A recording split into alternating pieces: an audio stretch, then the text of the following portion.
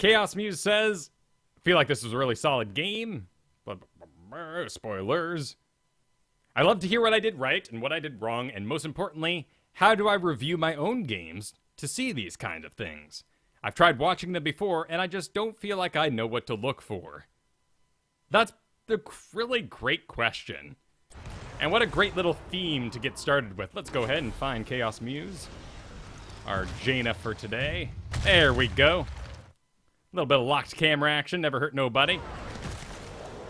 Gotta get your Zelnaga artifacts. And on Brax's holdout, I think Jaina is an excellent pick. I may even place her in the first pick territory just because you're dealing with circles. You got circles. People got stand-on points. Got great AoE effects to actually clear out the eventual Zerg waves, if they come. You know, not guaranteed that they're actually going to show up. At least Diablo's running on all fours. He's still in a murky skin, though. Here's the toughest part about Braxis to me. How do you make a split? And actually, these, if Val actually goes top, this isn't a horrible split. And Chen can solo lane just by himself. So by chance, this happened to work out. But in this team, we actually do have some rather interesting divides in our damage. We're sitting on both a Jaina and a Chromie with the Vala. So we got double burst going into... Oh, is this quick match? Yes, this is quick match. Okay, perfect. There's no support on either side. That's important to read into, though. If you... And, my goodness. If you're not aware of the Blizzard system, there's a little bit of a hang-up here. There's seeding. And your quick match MMR does plug in eventually to your unranked MMR when you place there. Well, play there anyway. And then that, whatever the highest grade of environment you played on, whether it's quick match or you've done enough unranked, that seeds into Hero League. So quick matches can be very important, even though it's supposed to be wacky fun time. Anyway, we got some great delete potential then for a team that has no support. Looks like Abathur is going to grab up a little bit of healing for his team, and that's a great choice.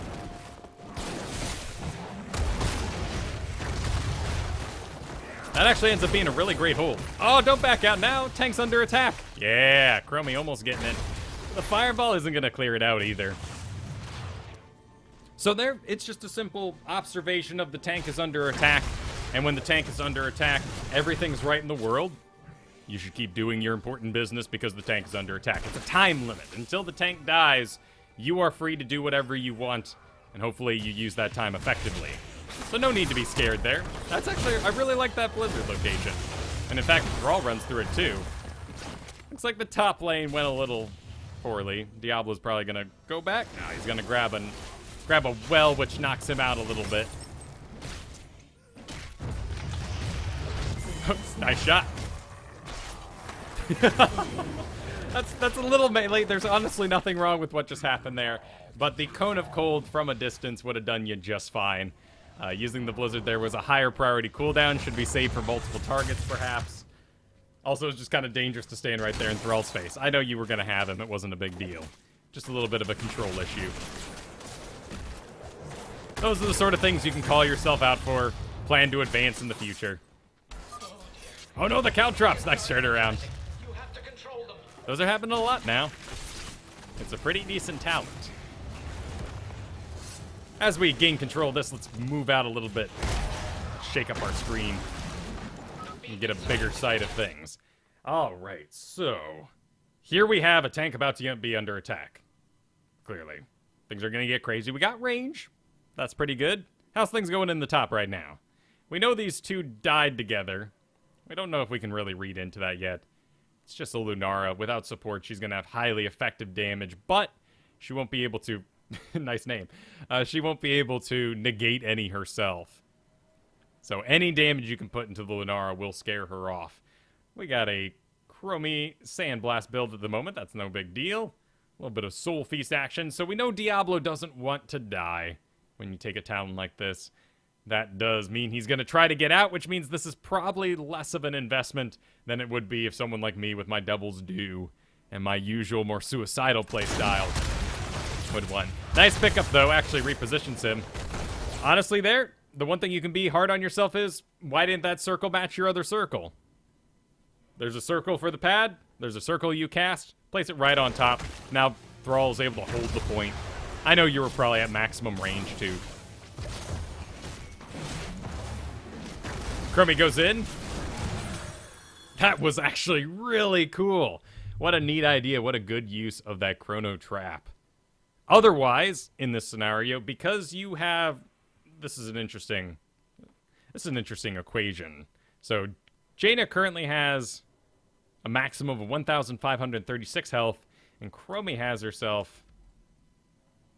Oh, well, there's not going to show us a different number. No big deal. But in this option, even though both have similar health, you would be right to let Chromie go in front because you are missing health. But we're missing a lot of mana here, and I think it might be just time to get back. It looks like the top is held. The well is going to cover it, but you don't have anyone to hold the point. So unless your spells are highly effective, you could have Hearth back and then rode out behind Diablo. Instead, now we got to do kind of a pointless little dance. We're not going to get a lot done. Sure, we're going to regenerate. Everything looks good. The health's going to go up to top. But we could have maximum mana for a prolonged engagement. This would be Danger Town. This is a big alert. This is saying, I have cast my primary ability. Diablo, gank me. At least, that's what I'd be seeing right now. So watch those blizzards. Even something like that, a bit of lane clear, something that seems like it could be good, could ultimately mean that you give the flag, you wave the banner for everyone to come and dive you. Nice long-range shot, though.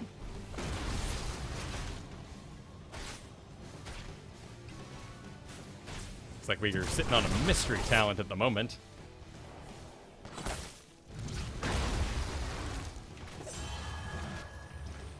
Top gets got, so Diablo goes hard, or he was already going hard, and it just happened to be bad timing for that. Chen's gonna get burned by the superior and sustained damage of these two.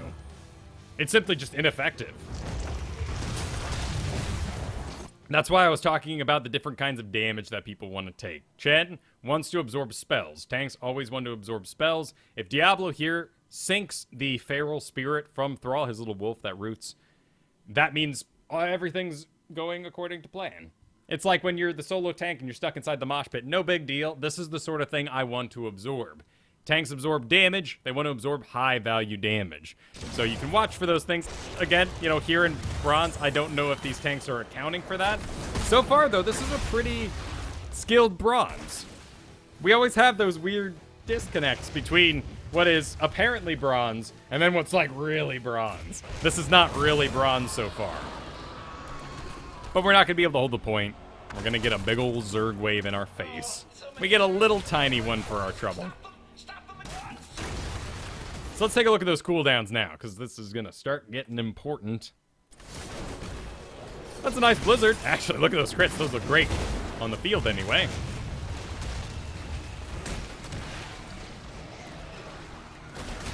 Now you're right to dance. Diablo's taking a lot of damage in front, but he's under attack, so this will be your time. Great positioning to get out in front a little bit. Even if he dies, that still gives you time to get on back. Chromie ends up getting a delete. A little low on mana, but we're doing good. Nice shot.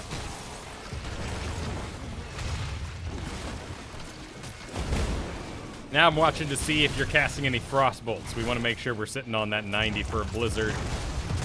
Probably 130 before we get wild. Okay, so there's a blizzard comes out. That's all good. Draw even stands in a little bit, making it higher value for us. Is anything going to happen in this lane right now? Probably not. Hearth back right now. We have a transition up to top. Chen's holding the lane. Chromie's got enough mana to hang out. Get yourself on out of here. Go get topped off. And get ready for the next big engage. And that's, of course, because there's nothing else to soak here.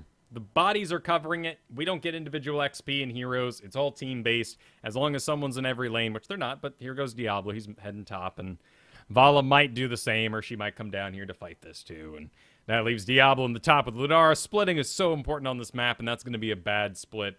Always look for your mini-comps. And here, without a support in Quick Match, the mini-comps are a little more wacky, but this is a fine one because you have tank and enough damage to get a kill. Ideally, we would want to maybe trade Chromie for Vala. Now we have sustained damage and spell damage with a tank, and that's about the best we can ask for in this quick match scenario. Chromie goes top with Diablo. Diablo has stuns, crowd control, tank, stuns, crowd control, burst. That's a decent mini comp as well. So always be looking for those things and see how they change over the course of the battlefield. If Chen died right now, you might become the tank briefly, because you have more health, sort of, nowadays, not really, than Chromie. You just have more mobility than Chromie because you slow people, so you can be out in front, whereas Chromie would just straight up die. That's what's going on there. And you're far enough back here that blizzard, it clears out, but that would happen anyway. That's the danger point about these blizzards, is this lane clear and this soak would happen anyway. We are not in a hurry if we push. In fact, you can think of it like this here. Let's go ahead and lose our character a little bit. All right, so when you're thinking about if I should get aggressive, if I should use lane clear, what you need to think to yourself is the half of the map. And we've discussed this a lot, but it's always important to bring up again. So your half of the map, the enemy half of the map. By using Blizzard, you are going to force yourself onto their half of the map. What's going on there? No, get back there. That's what we're watching. All right. You're going to force onto their half of the map, meaning that this now becomes an avenue for a gank. Even something like this could become an avenue for a gank. Sort of, not really. This could become an avenue for the gank. When you push past the halfway point, things are going to get a little more hairy.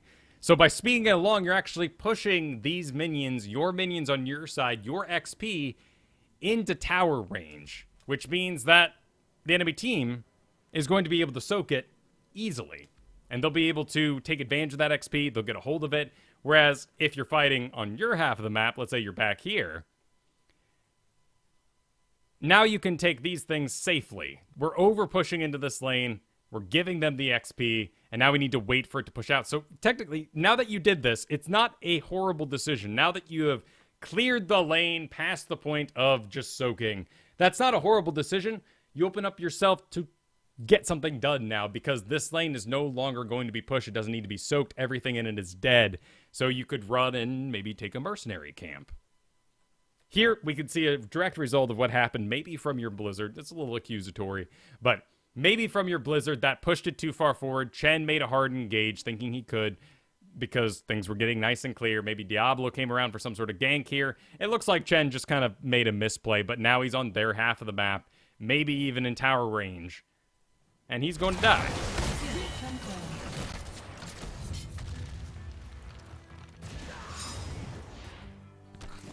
And we might just simply not be registering your talents. So I would assume that you are getting talents right now.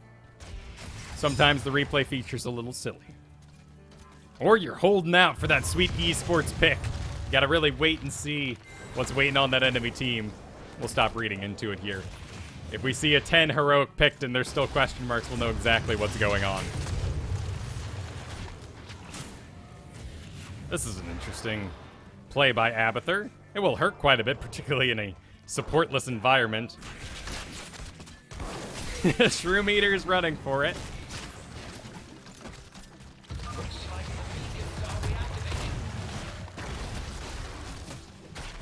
Chen's taking a lot of damage. He needs to take a drink break, even though he's at full energy. Diablo actually cleans that up.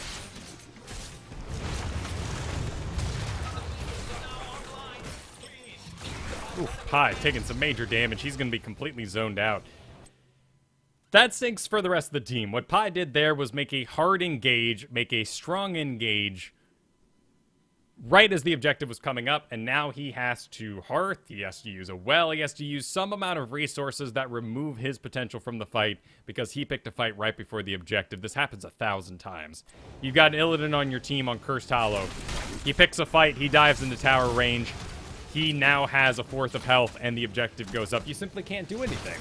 Here on a split map, things can get a little wildly. We can maybe creative ourselves into a better avenue.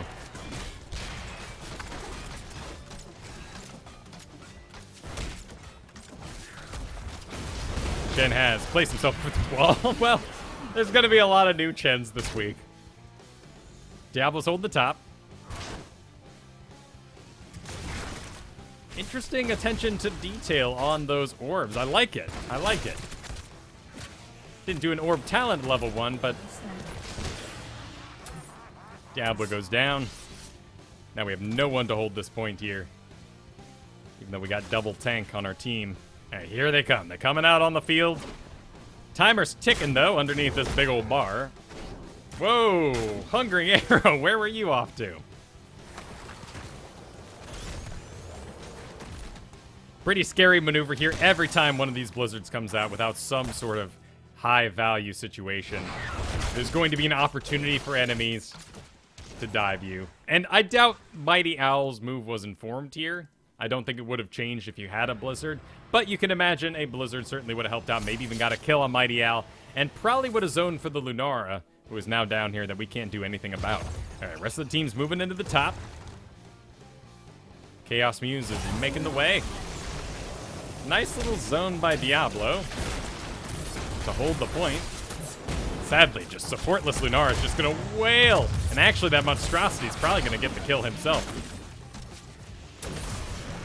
Vala's Reign of Vengeance actually finishes it out. I do think this is a bit of a bum talent. Doubles the width of Cone of Cold and causes each enemy hit to reduce the cooldown by 1 second to a maximum of 5 seconds per cast. So it's a cute idea, certainly for the reset, right? I mean, we're sitting on a 10-second cooldown. We're going to reduce that by 5. It's one of the easiest ways to get a kill because it's just melee. It's just here in front of me. I don't have to hit a skill shot. I don't have to land up a perfect circle. I just know exactly where I'm standing, what the range of Cone of Cold is, and I'm going to destroy them. If you get more talents into Cone of Cold, you can eventually make this better. The real problem with Cone of Cold, this talent, Ice Flows, on this map is simply that there's not a lot of team fights, big team fights. Everybody team fights here. And the area effect sadly does not increase the length, only the width. So we get ourselves a nice zone in front of us, but the enemy team simply isn't going to group that hard. And if you can imagine here, what would you actually hit? You're going to hit a Diablo and a Thrall. Maybe a Vala if she's in the wrong position. Maybe a Monstrosity. But really, the chances of you getting a 5-second reset are way too low here. Something else would have been hot. And that's map dependent. Here, on Cursed Hollow, maybe. If that's your flavor, if you really like your Cone of Cold business, we'll see how your talent build comes together later. There may be a good excuse for it on very team-based, maybe even Battlefield Eternity, because people always kind of move in big death balls there. Here, your single target spells would ultimately do more. But really, the main thing we're seeing so far is just a lot of open opportunities. When the blizzard comes out, you are leaving an opening for the enemy team to get something done. Whether or not they kill you, you're playing very safe. But it means there's an opportunity for them to actually get in on you, avoid your zoning, take the point while that blizzard's on cooldown. I like that's not killing you, though. That's nice to see. You play very safe. But still, I want to see you take an orb talent here. This attention to detail on those orbs is fantastic. Oof, sadly we're down 3. Means they're gonna grab about everything. You're right to get back, even with full mana. Just a shame. There's not much we're gonna be able to do here. Chen is in the top. Let's go join him. Chromie should be doing the same thing, even though we can go poke bottom, look good on the numbers. In fact, in a quick match scenario, it's not a bad idea for Chromie to just go temporal loop somebody. But in a more Hero League fashion, Chromie's just gonna poke and get a lot of nothing done. Chen's under attack. Here's the opportunity. Simple thing, slow first. It doesn't have to be a big slow.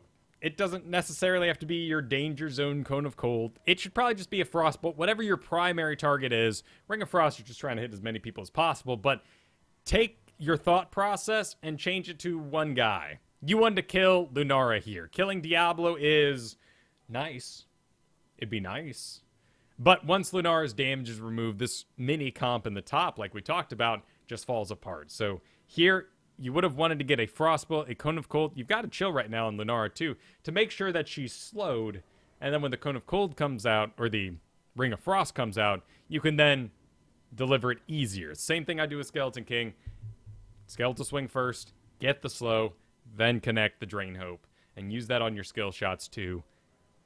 Here, you probably would have used the Cone of Cold, but Chen broke the front line, so you had to run scared. It's not a perfect scenario, but I would have liked to see a bigger focus here. And then followed up with Blizzard, of course. But you didn't grab anybody. I'm sure you would have followed it up with Blizzard correctly. Here comes Diablo. So we'll be right behind him, of course. He's our timer. Vala overstepping the tank a little bit. Ooh, actually bolting in front of the tank there. This is actually going to be a lot of poison damage. Sadly, they're not able to grab it in time. He misses his lightning breath. He's not able to finish out the kill. I doubt he would have gotten it anyway. I think you're... Well, you got enough mana. We could do a dance here. I would have loved if that Lunara was dead for this push. Sadly, she'll probably be prancing around in the background for it.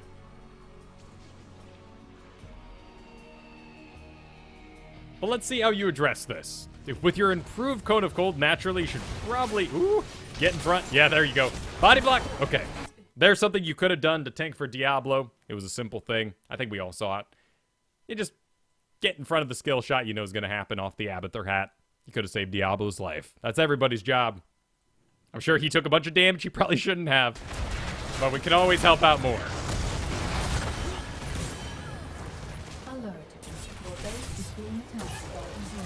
So sadly, the tanks die, Vala dies, and we don't actually get to see you have a rhythm. I was looking for you to get in deep. Cone of Cold just like that. Followed up with a Blizzard. And take care of the high-value targets like the Hydralisks and those Brood Lords in the back. Excuse me, Guardians. Now they have a 3-level lead. We can't dig too much deep into this now. There's still an opportunity, still no quick match. There's no support on the enemy team. There's plenty of opportunities for us to very quickly delete the Vala, Lunara. You're dead right now, so...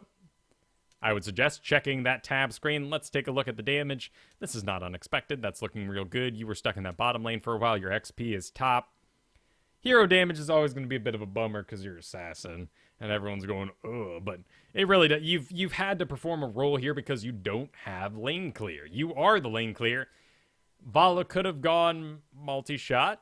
Maybe to help out with that. Probably not the best option in the world. And Chromie's not going to help out. Diablo did go Fire Devil. He might be able to do some returning waves later. Chen won't be able to help out much. He might have been able to do some Flame Breath business, but we're all figuring out what the best Chen spec is right now.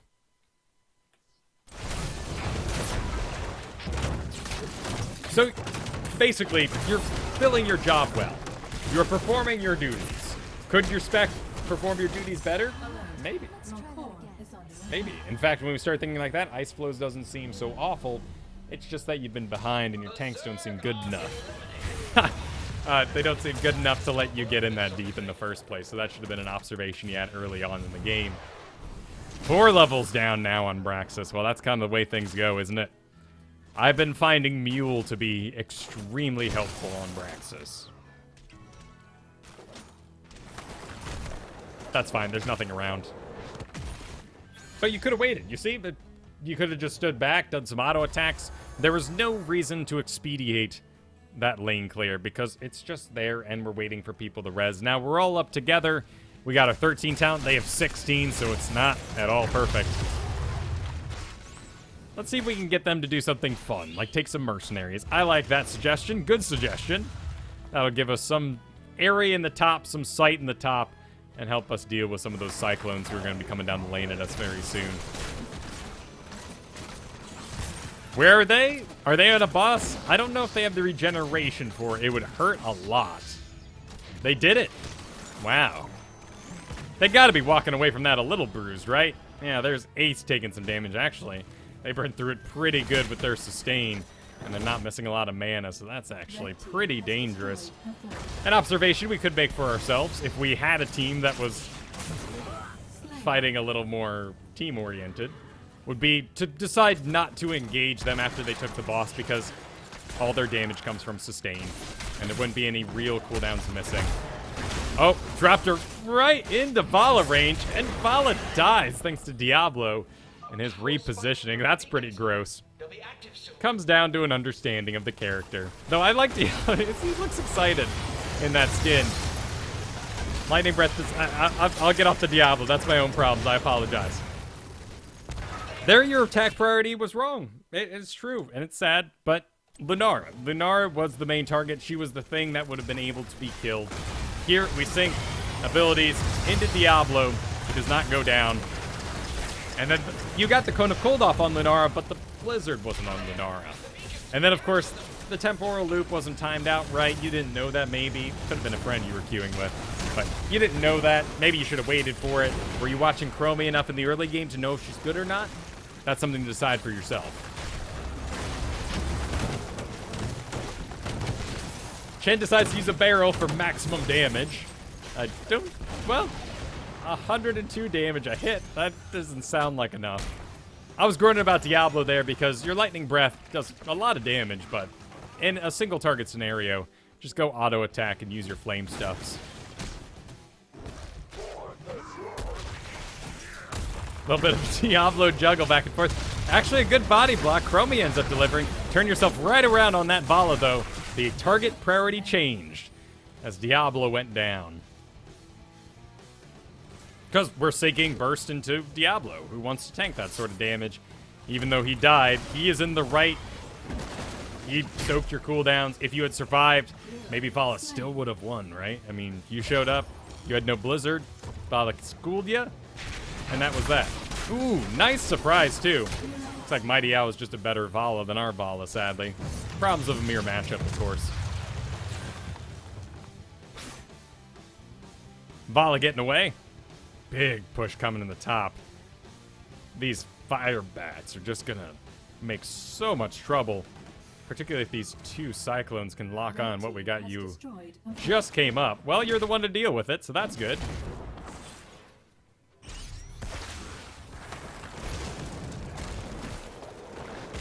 Here you have an interesting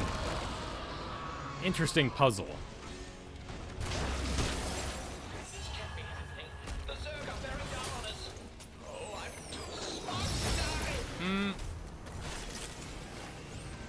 Might as well just save it for the Zerg wave at that point. That was going down anyway.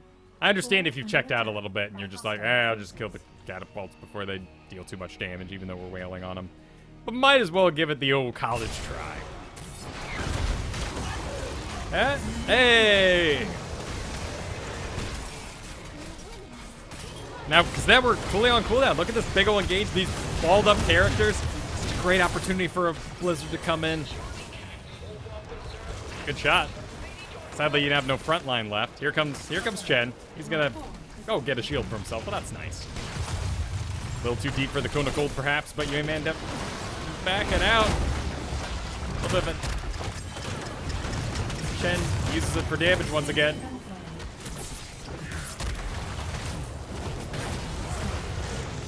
This job's just all being sunk into Diablo, and you can see the chain, right? The errors are coming extremely early before the fights, and then you're making an additional error later on because you're simply just off rotation. You don't have it for the prime fight, the Ring of Frost, the Cone of Cold, the Blizzard. And then when we actually get into the later fight, when those cooldowns come off, you're now dealing with tanks in the front line. And your tanks are gone, so you can't get to the back line, so you cast on the tanks. It's a vicious circle, but little errors are causing this to happen in the first place.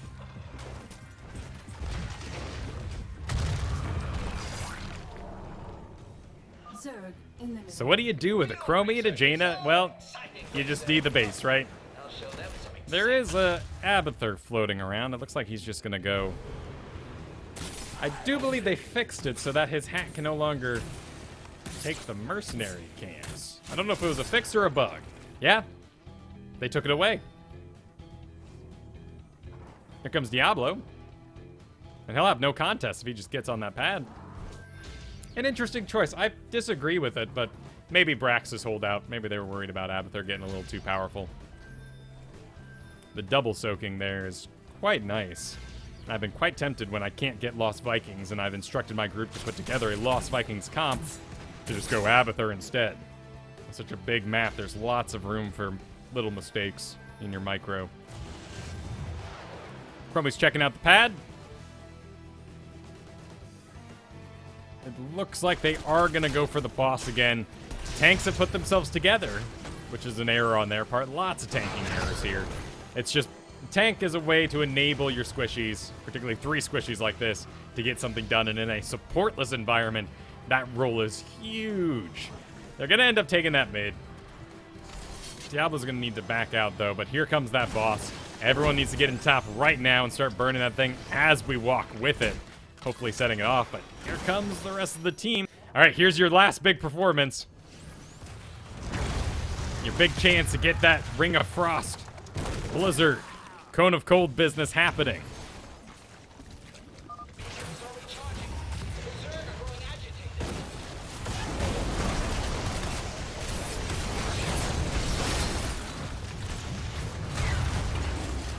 It's a bit far out. The boss is wailing. Sadly, now we're just on cooldown. There goes the Blizzard. It is going to do some damage to the boss, but the boss is just like the tank. We had to kill the Lunara. That was our job. Kill the squishy in the back if possible. Vala does manage to take it out, but she's going to go down to the Abathur there.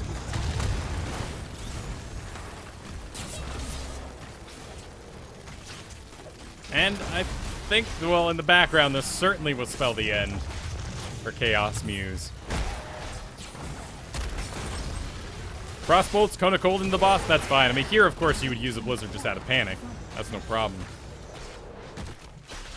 But just upping the efficiency and which spell is for which job. And honestly, I think your spec's fine. You're really fulfilling your job as it is needed by this team.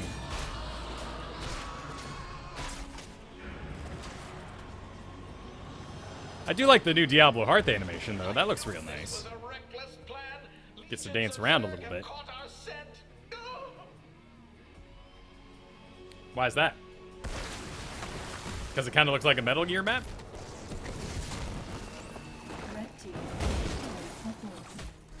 You got tanks in front of you now. There's a split. CC on the enemy team goes into the tank. That's actually pretty good. Locking down the majority of them on the enemy side. Looks like we didn't have a Blizzard for it, though, or we decided to hold on to it. Let's find our character again. Looks like it did go out. Actually, you're burning pretty well. But the tanks are taking so much sustained damage. At this point, 2 levels up on the enemy team, I don't expect you to have the confidence to circumvent them anyway and get around the back. So, you made your own problems in a sense. You had some tanking problems for sure. Quick match and all that sort of business. They had a superior quick match team. Abathur takes it with 0 deaths. So goes the MVP screen. But you made your own problems there. And you opened up opportunities for the enemy team to go deeper on your team. I feel like you embraced your job well. If you had... Oh, wow. If you had maybe a Sylvanas on your team instead of a Chromie, I would have been interested to see that Jaina, because here, I feel like a lot of your Blizzards were just to do the lane clear job, and you did that well. But we can match our circles on circles. When circular pad, put that circle on the circle pad, so they have to make a choice. Do I stand on the pad, or do I run out for now? And then, of course, really valuing those Blizzards and making sure we don't get on a bad rotation because we burst into enemy tanks. DG's sent many replays over the past year, and I haven't been able to get to any of them because they're just on the cusp of changes. He's also sent in multiple Lost Vikings before, and every single time Lost Vikings has not really been in the meta, so I've overlooked them for now. But Lost Vikings is very much back. Very much back. Braxis, no? Well, Braxis is rather powerful for Lost Vikings. Not terrible. But Warhead Junction is just a Lost Viking map through and through. It's disgusting what you're able to execute on that map.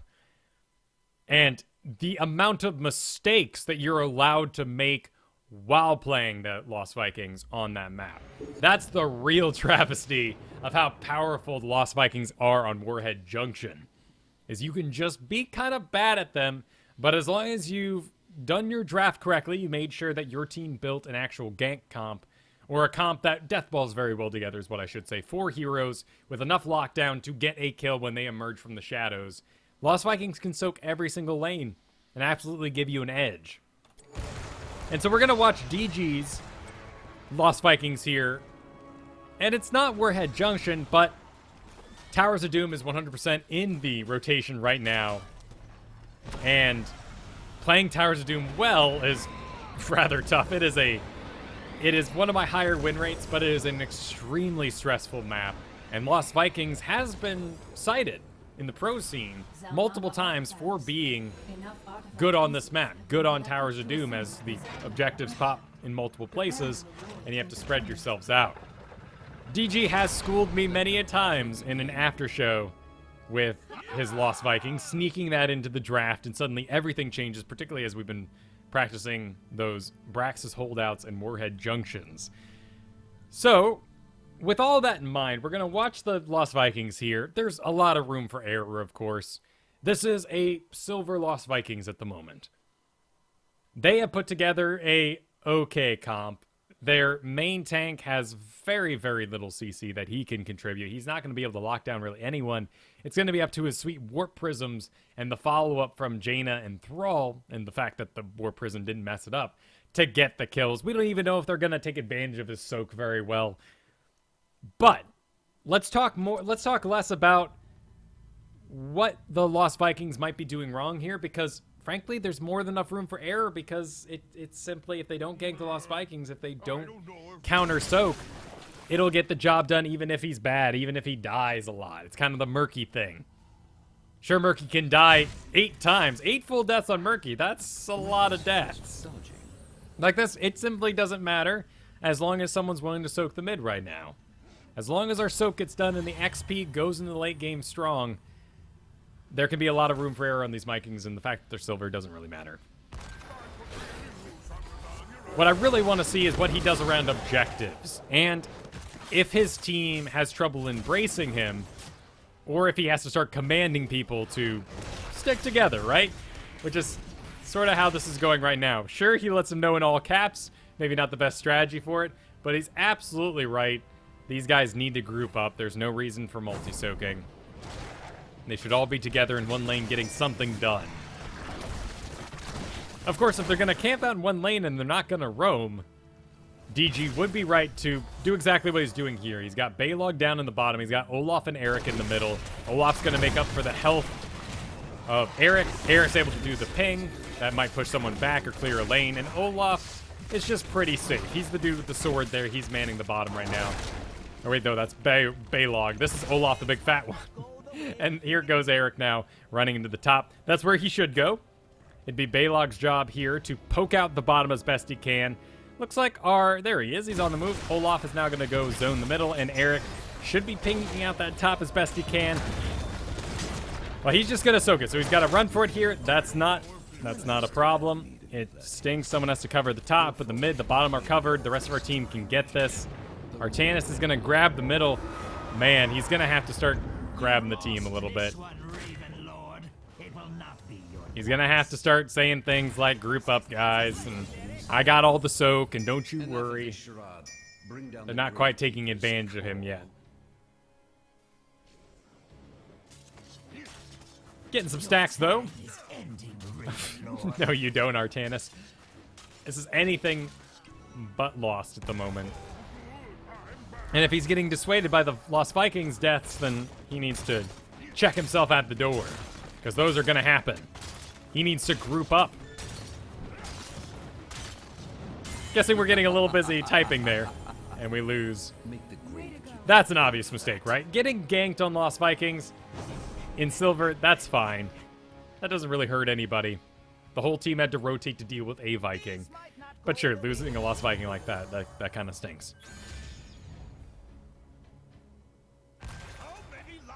They're finally together. We're finally soaking the 2 lanes. This should have been happening from the beginning, but looks like everyone's finally wizened up, to use our gray main term, and they're ready for it.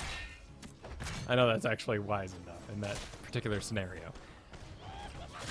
A little bit of damage. We only have 1 stack of bribe right now. Good amount of orbs, though. That's just the next level sort of thing, is getting those orbs for yourself. Taking advantage of your trait here, which used to be a talent when the Lost Vikings originally came out.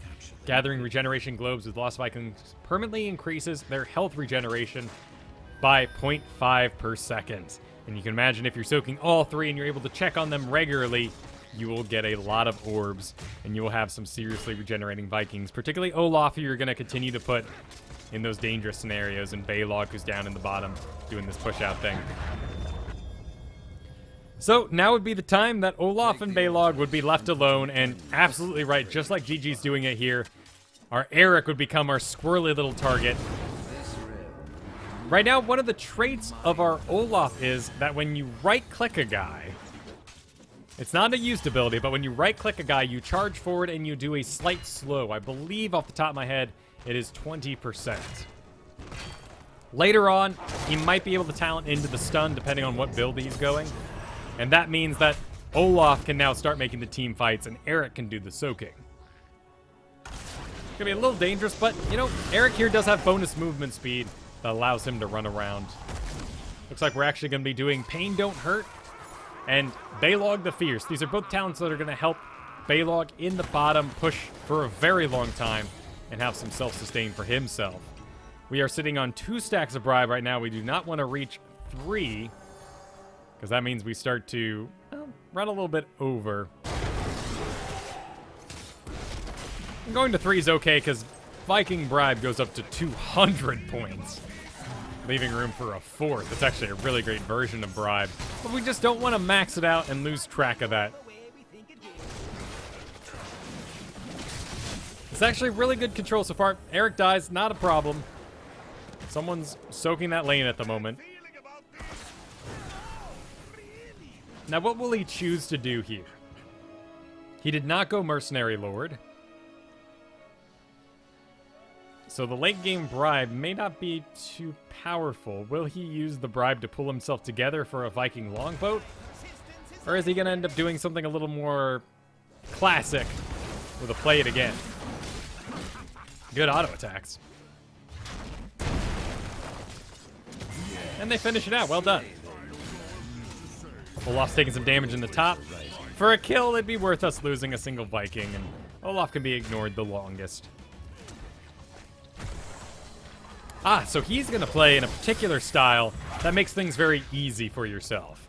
It is a little scary, because now there's a window of opportunity where he could die and not have the res, but he actually used his plate again to pull all his Vikings together and then separate them yet again once he got the pick. But then went back to soaking, so it wasn't a team fight. You don't usually team fight after plate again unless you have spin to win, because you simply don't have the burst damage with all the Vikings together without it. So he's going to run top. Balog's getting a lot done in that bottom. That self-sustain off his level 4 talent is getting him quite a bit done. Oh, now Artanis is having a great time. It's good when you're ahead. Everyone's fun when you're ahead. 2 levels ahead right now, all thanks to the Vikings. Curious to know his late game talents, as I don't normally see a Balog enhanced build like this. Though I think it is very easy. I think it's a very good build. And will he change anything as played again comes off cooldown? That was in the middle. It's plenty pushed out, not a problem. Intentional or not, nice targeting of the Hydra that was chasing your Jaina there. Those Banelings keep on going. Got range at level 1 on Zagara.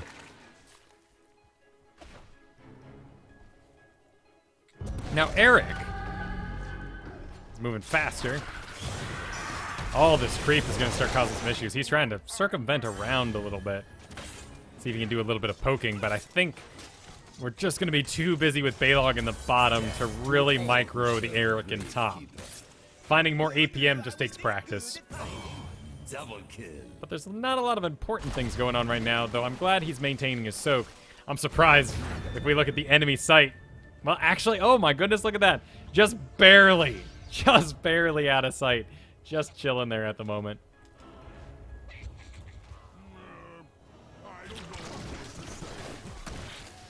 You cannot die.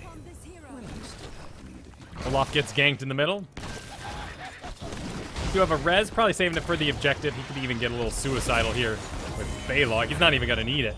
The well regenerates. When you get those well Lost Vikings, they spread across all 3 Lost Vikings. So Balog grabbed it here, but Eric also has it underneath his current health bar. So you can see he takes a little bit of damage and still has some regeneration under it. So he could have gotten a little extra crazy with Eric for a brief amount of time while that heal was going. But nice snag in the bottom. That's the power of Lost Vikings, why they are sometimes banned out completely on Towers of Doom, is because they can be all these places at once and grab those towers while the rest of the team is having a fight. With 2 levels up, things are going very well here. Olaf is going to go cover the top. It's a nice safe place for him. We did end up doing the exact talent I was talking about earlier. Now Olaf, well actually no, this is Olaf Burns. I saw the shield and thought we were going for it. It's actually at 16. It's going to be the stun on our Olaf there. Curious to see if he takes it and how he changes his playstyle of Olaf afterwards. And he's just looking for a good place to camp out Olaf, to soak up the damage, soak up the XP.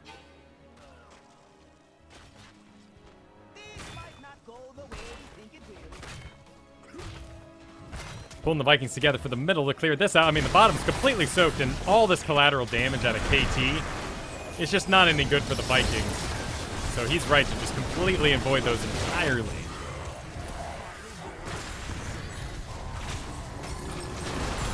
They're fighting hard. They're making good use of the XP. This is what you want. It took some finagling. It took some convincing to make them play to the strengths of Lost Vikings. But now they got their level lead. Everyone's feeling good. What are we looking at? Oh, yeah. Everyone's feeling great, aren't they? Perfect.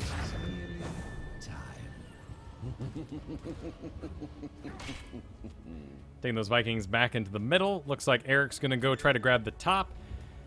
There's not too much else to do. Olaf is soaking the top still. He got an early 16. 3 levels ahead right now. But still people in the bottom. No need to be there. And he's going to go scout it out a little bit. Trade these 2 out. I like that choice, in fact. They're all pulled into the bottom. Sneaky little Eric here might be able to get 2 at once, so Jaina would be right to just drive right on by. Eric's going to have to run for it. Olaf still soaking the top. That's good. In fact, he may be able to lead them on a bit of a goose chase here. Probably accidentally auto-attacking the Headless Horseman there. Fight continues in the bottom. They're all still poking it out. A little bit of damage coming in on our Olaf.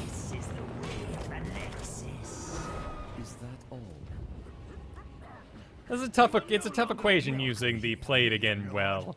It's an 8-second cooldown. We could have had multiple play it agains cast over the course of this game so far. Instead, we've only had 1. But 2 Vikings die somewhere suddenly, and now you want them. It's tough. That was a good web blast. Actually isolates, but wow, nice sundering. Actually takes him out.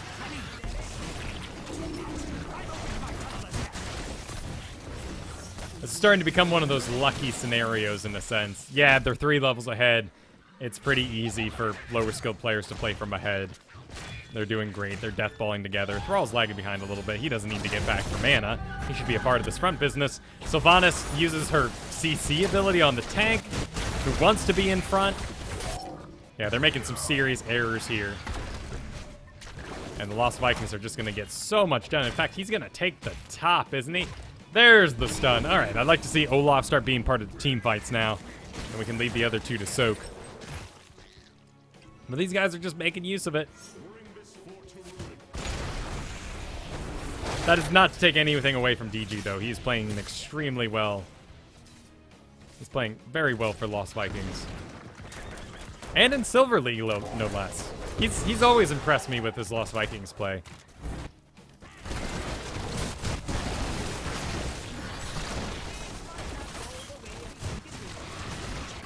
Olaf coming on back. Those flames are going to help him soak as well.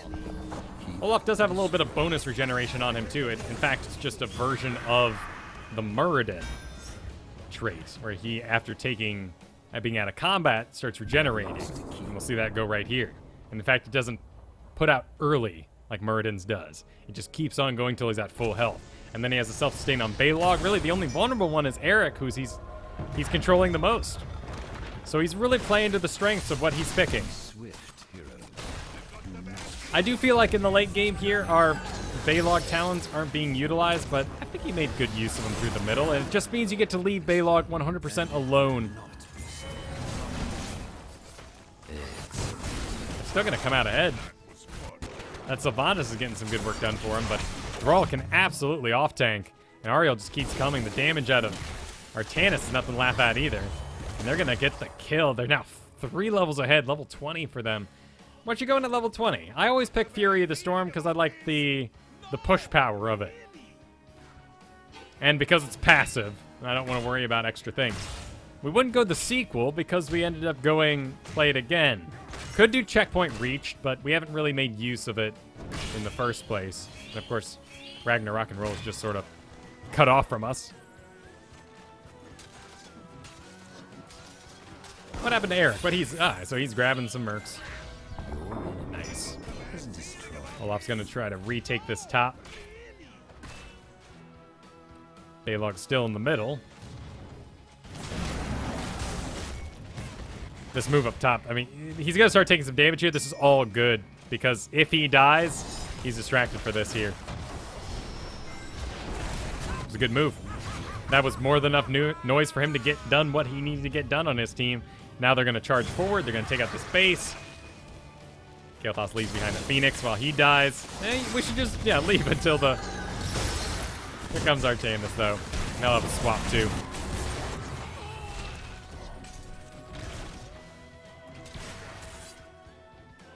Wow. So 4,000 hero damage, right? Into the late game here, but the siege damage is just incredible. The zoning is incredible. We really have a commanding lead on this map. Olaf's still waiting on his spawn in the background. Eric goes down. Now we've got solo Baylog for a bit. I'd like to see us use a little play it again action to be a part of these fights. There we go. Nope, we're just gonna keep on soaking. I want you to get that Olaf in range, man. These two can do it absolutely by themselves. You got a burning Olaf. He's got a stun on him. One more CC. Make it a little easier on your brethren, but you are taking all the towers here. I don't think they need you, but we could just play a little easier. In fact, Olaf can go clear creep now, too, which I would like to see you pick up as well. There's the stun coming out, allowing for a Nubarak kill in the zone of that blizzard. Absolutely.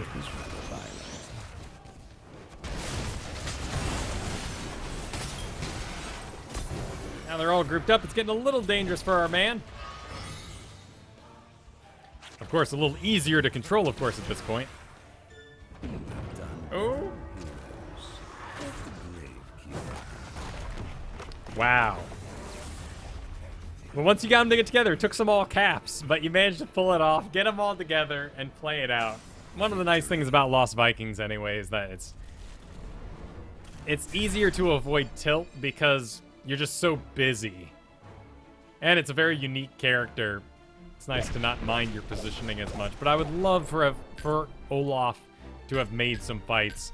Wow, 51% of the core damage done. Nicely done. But that XP lead was just incredible, and they spent your XP well. The comp wasn't perfect. Luckily, you got a Thrall into Jaina. Artanis was a scary pick for this sort of business, but it did end up getting pulled off in the end. Everything else is excusable for your league, man. Just get that Olaf a little busy. You'll be right as rain. But if you've ever been curious about Lost Vikings, now is the time to play them. Towers of Doom is a great Lost Vikings map, and Warhead Junction is just crazy forgiving for bad Vikings play. And I would say, do yourself a Merc build. There's so many Merc camps on that map.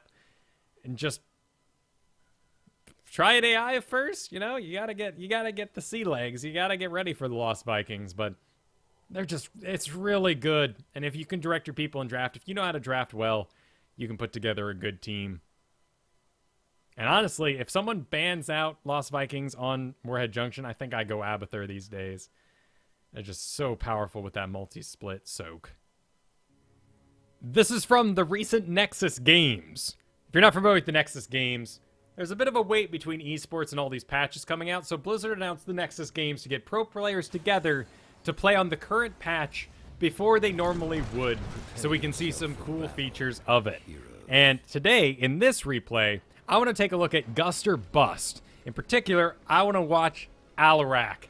There was a professionally played Alarak. We got Equinox here on Alarak, and he's a cool character. He's starting to become very combo dependent. We sort of saw that on day one, but as it goes on, we're learning that it's becoming more and more important. I'm curious if Equinox is going to try to use his telekinesis and his Discord in conjunction, or if he'll try to be a little creative. We're already seeing a little bit of a build shown here, so I'm expecting a full sort of Discord build and not the self-sustaining lightning surge that a lot of us do in quick match scenarios.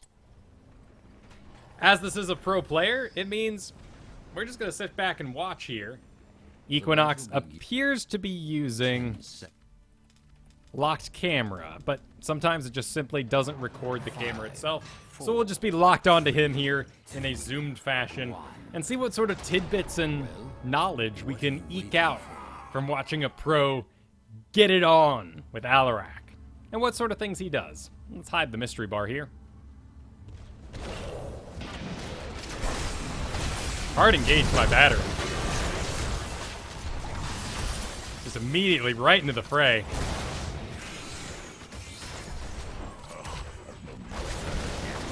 Another tough engage. There is a nice silence going out on Muradin, actually. The poke from actually helping out quite a bit there, too. Oh, this aggression is just brutal. Did not use Discord Strike, did not wait for Discord Strike, just a move back and gets the delete. Well, I'm sure Gust or Bust feels pretty good about that open. Let's see what they choose to do next. Alarak's gonna go visit the bottom. I wonder why. Falstad's down here. He's pretty good at solo laning. Al from friendly side, not gonna reveal him or anything like that. Alright, so he's gonna move along with Frozen. Maybe this is a sign that Alarak shouldn't be laning by himself. I think that's a pretty obvious statement. He doesn't do too well himself. What are you gonna do? Use your telekinesis to try to sweep him in a straight line and then get a Discord strike off? Looks like he's actually a roaming Alarak. Well, actually with your sort of gank powers on telekinesis, that's not a bad idea. Brightwing's holding off on the polymorph to see if she can use it to help the lockdown. Yeah, he's really holding off on the telekinesis to make sure he's got to run away in a straight line. He misses, but the telekinesis does do damage. Not a ton, but enough to get the kill with the help of Brightwing's auto attacks there. Very patient. That was cool. Much more patient than anything I would have done in that scenario. Just started spamming Discord, be like, oh, telekinesis combo.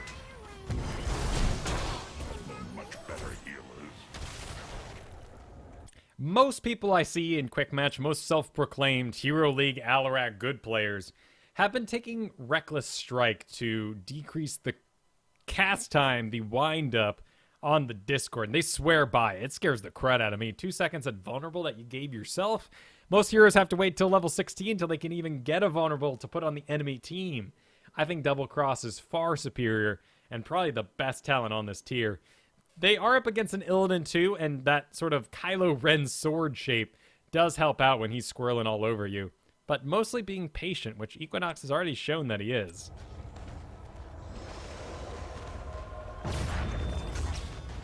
He's gonna sort of stutter step his way through this lane here, casting lightning on the far side so it goes through everybody. If you're not familiar with the lightning surge, you should hit it on the most distant target because it hits everything between you and it. You only get a heal on heroes though, so it's not laneable like maybe Thrall's lightning is.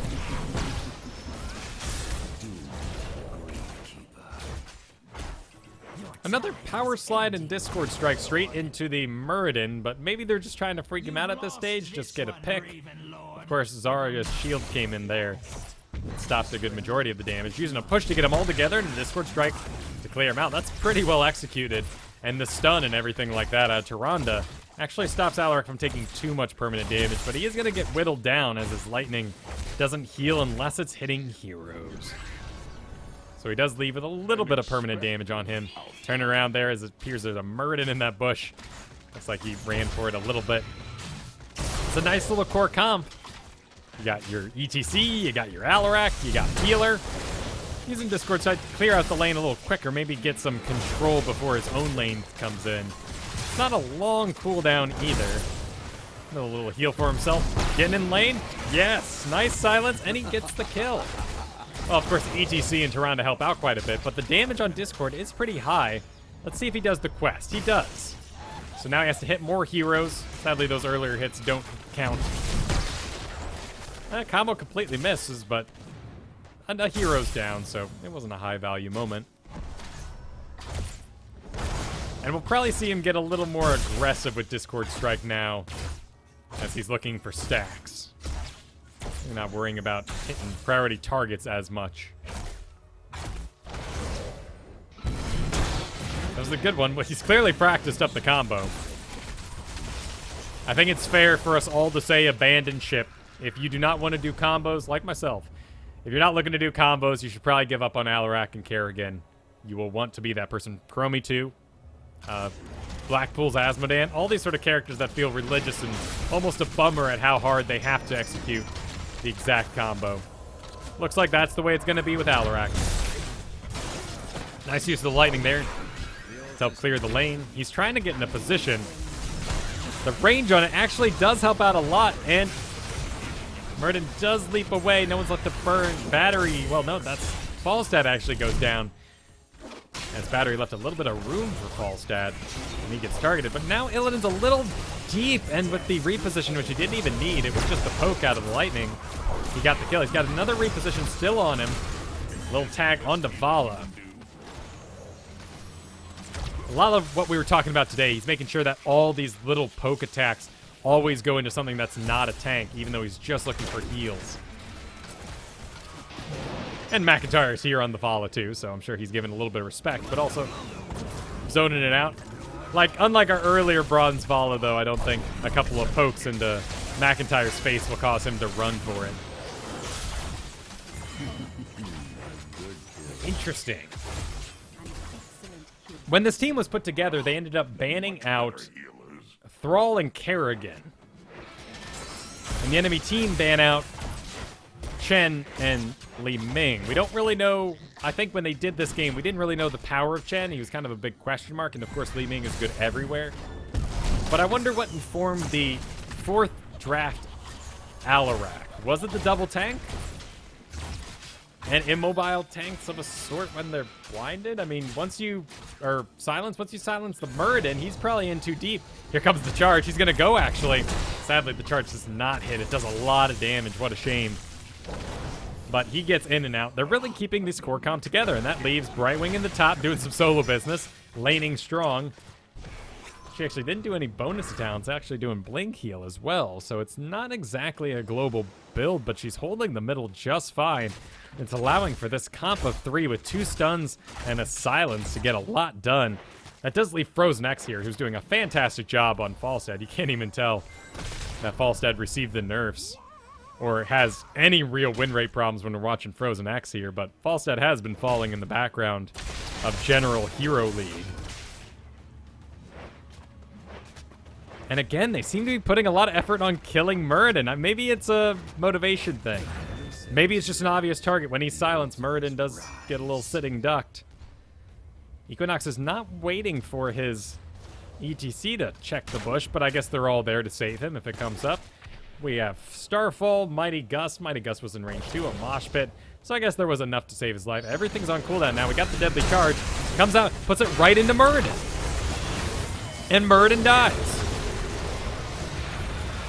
Getting a little stuck in the roots, but we have plenty of health. Malfurion going down in the background. The ETC does lock down the majority of the damage, and that's going to leave Illidan isolated in front. And he's able to get it. Here comes the charge going in on Zarya. It's silence, and she's dead too. Wow, okay, so is this kind of putting us in a thought process of drafting Alarak as an anti-double tank? Maybe. Maybe it's putting him more in the camp of an anti-mobile tank. Maybe this would work really well against a Nubarak, Muradin, ETC, Leoric. I think Diablo's probably the only one that doesn't suffer just because When Diablo's in, he's in for good. Maybe JoJo doesn't suffer as much either, because she doesn't have mobility. But Zarya doesn't have mobility either, so it's not a perfect equation. And Gust or Bust did ban out their own alternative characters of this sort, banning out their own Thrall and their own Kerrigan in this matchup. By the way, if you're not familiar with it, MasterLeague.net is incredible. They do a great job putting together both VODs and replays where I downloaded this from, and I've really surpassed HotSlogs as my place to look for pro replays. So if you haven't checked out MasterLeague.net, you should do so. It's a great feature. It's a great tool. He is now by himself for a little bit. I know the enemy team is pulling themselves together after their previous defeat. They're 2 levels down. Maybe pro players a little more cautious at 2 levels down. End up waiting it out a little bit. He's going to sit in the bush here. He does have a charge. He can go right through buildings with that. So it's not like he's out of range if something bad happened. And there's a Tyrande Owl that's scouting out the exact area where they might approach from. Illidan's in the top. He's a bit afraid, though. Falstad jumps back. He's going to fire up a boss by himself with no self-regeneration. He's going to come in on Illidan here. Actually, the Polymorph does the Discord Strike. Oh, good use of Metamorphosis. Got him out of there. He would have been dead for sure in that scenario. Illidan's going to have a well, though. He's going to bounce right back, but they're going to try to force a bottom tower to see if they can get that during the boss. They're going to ban the boss. They're all going to make their way down. They're 2 levels up, so this is a good choice. Brightwing's going to remain the top. She can teleport down whenever she wants. Equinox is leading the way here. Is he going to charge? No, he's going to hang it out. They're going to see. ETC gets in front. Battery has everything on cooldown. No mosh pit yet. There's a misdirect. Actually, 2 silences for that one. ETC does lock down Muradin. Lots of damage on Illidan. The Tomasty comes out, locking them down. A silence into Malfurion, though. That takes him out quite a bit of damage from there. And Alarak now has the charge still on cooldown to do a cleanup. I wonder if that's intentional, if he actually saved it. I'm surprised he's not charging forward right now, actually, but he's going to make the choice to stay a little safe. I guess Alarak has become the tank now that ETC is out, so he's got to be a little more careful. He's searching for a get, seeing if anyone's in range. Uses it to move down to the bottom. He could have just canceled that. Maybe he thought someone would be in range when he got down there. But yep, you just right-click, walk right out of it. You don't have to use it once you're locked in. Just spamming spells so we can get through this as fast as possible. There's an Owl to scout. I think they're waiting on Muradin to try to get up here and try to steal this, but Illidan actually goes in. They're just going to full-on disengage. Funny to see how much these players respect each other, how different it is from our own solo experiences, where people would just have at each other. 2 levels down, doesn't matter. Everyone on the point, save the point. I want my mercenaries. These guys definitely showing some respect for one another and what they can do even from levels behind. ETC doing a great job zoning right now. Alarak and Talking Trees. Nothing worth fighting for anymore. Muradin does go in. ETC is on cooldown. He's still got 33 seconds. No combo for Equinox, so he's going to walk away. Brightwing goes right back to the top. Falside's going to go top off as well. Get some mana for himself. And looks like we'll have our 3 a level up at the bottom. They're holding out for 16 right now. That's why they're not... I mean, this is definitely a bit of an even fight. That'd be a very scary engage, but they have 16 right now. Equinox goes in. They have to immediately disengage. They're 2 levels ahead, so that wind is perfectly fine. It's not going to accomplish anything. Graviton Surge, though. Lots of damage. Alarak decides just to fight it out. Didn't have much of a choice there. Locked down.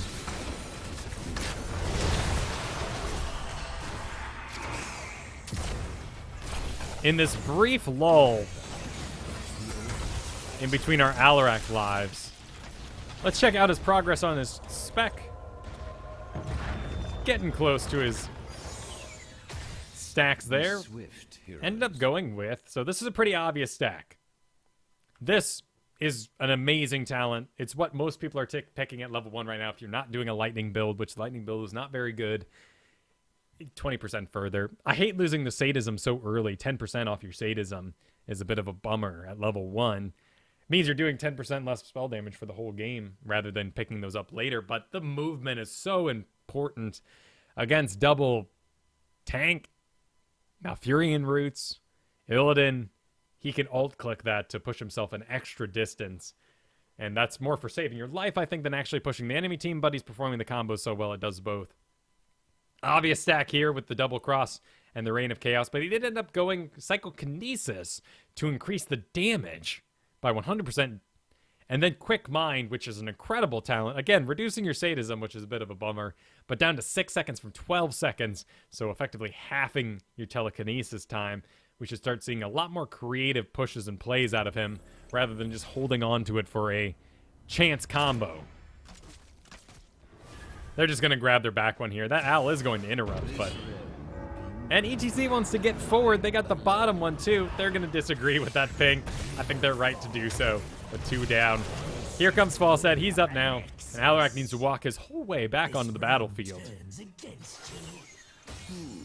Looks like just about everything's on cooldown. Starfall in a second, too. I would expect our Guster Bust to start putting together some sort of gank here. I don't know where the enemy team is at the moment. All right, they're revealed it. 2 in the bottom. Probably 2, or maybe just Illidan taking that camp there. A little bit dangerous for Battery. But he's going to get up here in zone with the boss, which double support does take care of rather quickly. Falstad flying down in the bottom, super safe. Just didn't want to walk there, I guess. Ah, he's stopping these mercenaries from getting to the ball. Discord Strike across it. Does the majority of the damage. They're going to take this out beforehand. The enemy team is chasing in, though. Level up. Coming in behind. Equinox getting ahead. Actually, good silence on Malfurion there, though Murden wants to get in front of him. Actually, if that wall was down, Equinox would have an easier time getting out of here. He has to dance. He's actually going to use his dash to reposition himself back in the battlefield on the top, where his tank is defending him, where he's away from the Muradin. That was a fantastic use of Deadly Charge. Not exactly maybe aggressive, but just as a positional ability to move him back across the battlefield. Jin's dead. I think he's going to sacrifice himself. He's not going to let him have it. He's going to Beast him. Actually, Brightwing doesn't have the damage to deal with it. This might actually take a little bit longer. Nah, he's not going to sacrifice himself. He's going to make it take as long as possible. That may actually be the poor choice, though. He may want to rise as soon as he can, as close as he can to these other guys, rather than padding it out. Battery's in front, ready to receive. Moshpit is on cooldown. Deadly Charge is up, though. I'm fascinated to know what he's going to do with this Deadly Charge here. We got Zarya poking it out, though, and actually Zarya should be able to poke this out yet again. Nice little push trying to avoid those blasts coming, and they look a lot smaller from up here, don't they? A little bit of a delayed silence and unstoppable from Zarya's own shields. That would be this guy here, Unstoppable Competitor. Allows Zarya to avoid the telekinesis. He's trying to close in. He's trying to get in range of a telekinesis. Another owl interrupt. He's going to dance around. I wouldn't be surprised if he camped himself out and tried to get a Deadly Charge from behind a wall. He might be looking for a good wall right now. He's positioning himself behind ETC, though, so he can actually have a good approach. Now he has to be sort of the off-tank. He needs to get in front of Tyrande. Battery's doing a good job. That's a great adjustment, though. Now they're on location. Muradin explodes. Starfall comes down. Ooh. Another Tova Steak coming on in. Actually breaks pretty early. Equinox readjusts. He doesn't have any targets. He's not going to engage, right? He's going to cancel that, isn't he? No, he goes in on Vala. Uses his readjust. Brightwing comes in. Illidan's now on him, though. He's got a lightning to heal himself for a little bit. He's going to keep on the fight. That's what you would do in this scenario. Turn around. Silence. Oh, he missed. Completely missed it. He's got double support, though. He just keeps going. The tower's going to ping him, too, but he just keeps going. Some misplays there by our Alarak player, but luckily our double support make up for it. Passive heals of Brightwing with the touch-ups of Tyrande. Just getting so much done here. And they're really rocking it. Even if Alarak missed his stuff so much, he got a little too scared with Illidan flipping all over them. Did turn around at the right moments, applied the damage where it need be. I'm loving Battery's adjustments. He's kind of leaving Alarak to do his own thing, but the two are working together in such a cool way to make these positional battles work against an enemy double tank. The attention to this bottom camp is incredible. Unexpected outcome. One of those things you could maybe only do with a full group behind you. Let's see what his level 20 is going to be. It's going to be Counter-Strike. That's a great choice. I think it may actually get a lot done in these clusters that have been going on. ETC power slides over a wall using his level 4 talent, Crowd Surfer. Oh, he's going to try to get in. He goes pretty deep. Oh, that's going to be a slow on him from the tower. Double support. He's just fine. Has to walk out a little bit. Has to wait for those tiny heals to heal him back up. But they zoned, and now they have, well, they have one dude left. They're going to try to deliver it. Actually, Mosh Pit goes out. Our Alarak is still wailing. He's still got Counter-Strike. He saves it until after the Zarya stuff's done. Looked like the wind may have ruined his Discord strike there, but doesn't really matter. He's got one more lightning in him to maybe poke out a little bit of healing, but everyone's going to get on back. They're down 2 right now. Towers are coming up. This smells like the end of the game to me. One thing he did really smart there was he held off on Counter-Strike until the Zarya shields were completely gone. And there's one of the problems with being behind on Zarya. Much like Tassadar, no one cares about your shields anymore. She simply exploded. No damage was done to him, so there was no Counter-Strike there. He still incurs the full cooldown of 30 seconds, so it's not horrible. And, hey, they win it. Everyone GG's, though, because in the Nexus games, well, you get paid no matter what you do. And you get to fight it out in the new version of the maps. And the new version of the game. But since it's a custom game, we don't get a pro-level MVP. I hope, I don't know if those have a place in pro games. They'd probably be entirely wrong. It's better for the casters to tell us who the MVP was. Let's take a look at his damage, because I expect it to be lower. No, that's, wow. That's pretty good. Starfall. Starfall dealing a lot of damage. And, of course, an Al build. Yeah, Empowered, Pierce, Ranger. Yeah, that's going to put her on top with a little bit of sprint for less death. 0 deaths, in fact, here. So she was a part of every fight. We had 1 Alarak death, but this is a really great damage number for him. That's a really good damage number for him. But the spec is very basic. It's interesting that he went with Deadly Charge first and then Counter-Strike later. In my own play, I've gone Counter-Strike early, but I don't have double support. That could have just been a choice based on having double support. And, of course, batteries tanking for you on ETC. So that's a pretty good place to be. And then you'd Counter-Strike later to deal with any sort of crazy burst damage thing that may come your way. Plus you get that Unstoppable, which is probably more valuable in the late game anyway. So this is probably your right spec. This damage number is really good for a melee assassin like Alarak. Even Thrall, if this was his number, I'd be extremely pleased. Very aggressive, though. Jeez, look at this. 29-5 in that level lead. But we certainly learned 2 very important things here. Well, we can maybe deduce. Combos, crazy important. You got to do them. He did them. He did them well. Discord, do it on the tank. Do it on the support if you can get them, but just put it into the tank. And they're going to have a rough day while they're silenced, particularly someone with a mobility check like Muradin. Or, if he jumps in and then he's going to get off a Reverberation, which he did invest into here, the Thunder Burn. If you can stop him before he lands that, then he's really sitting naked with what he thought he had. So he doesn't get his resistance of 25%, and he can't leap out in the first place. Thunder Burn, Thunder Clap doesn't go off at all. And maybe that is how you use Alarak. Maybe that's where you want to draft him. I feel like we just get him as a flavorful Thrall replacement. And often, Thrall's still available. We just grab Alarak because dude number 2 wants to grab Alarak in Hero League. So I don't know if watching this really opened me on the idea of Alarak.